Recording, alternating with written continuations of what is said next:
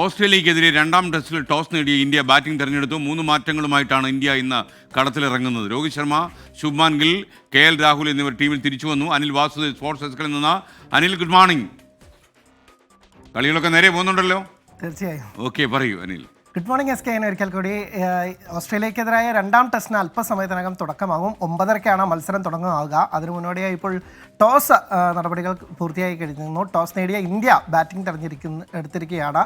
രോഹിത് പറഞ്ഞത് ആദ്യ ഇന്നിങ്സിലൊക്കെ തന്നെ നല്ല രീതിയിൽ ബാറ്റ് ചെയ്യാൻ സാധിക്കുമെന്നുള്ള പ്രതീക്ഷ പങ്കുവെച്ചുകൊണ്ടാണ് ടോസ് എടുത്ത് ബാറ്റിംഗ് തിരഞ്ഞെടുക്കാൻ കാരണമെന്നാണ് പറഞ്ഞിരിക്കുന്നത്. ഇന്ത്യ 3 മാറ്റങ്ങളുമായിട്ടാണ് ഇറങ്ങിയിരിക്കുന്നത്. രോഹിത് ശർമ്മയും ശുഭ്മാൻ ഗില്ലും തിരിച്ചെത്തി. അത് പ്രതീക്ഷിച്ചിരുന്ന 2 മാറ്റങ്ങളാണ്.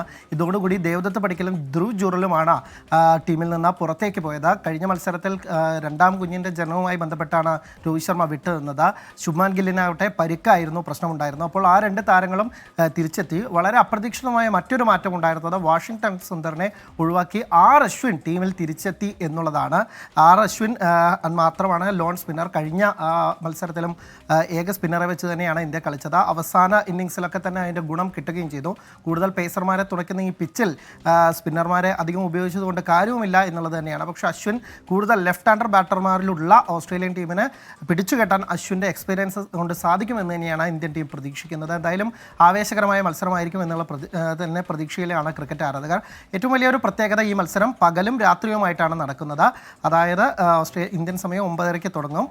പിങ്ക് ബോളിലാണ് ഈ മത്സരം നടക്കുന്നത്. പിങ്ക് ടെസ്റ്റ് എന്നൊക്കെ തന്നെയാണ് ഔദ്യോഗികമായി അറിയപ്പെടുന്നത്.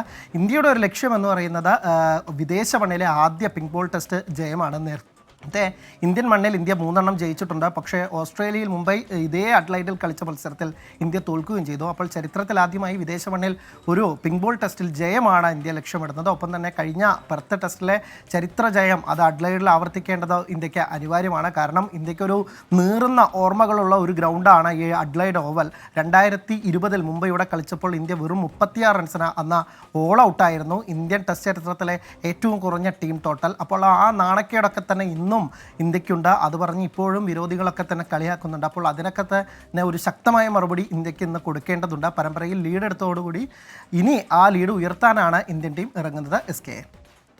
Okay, thank you Anil Vasudev.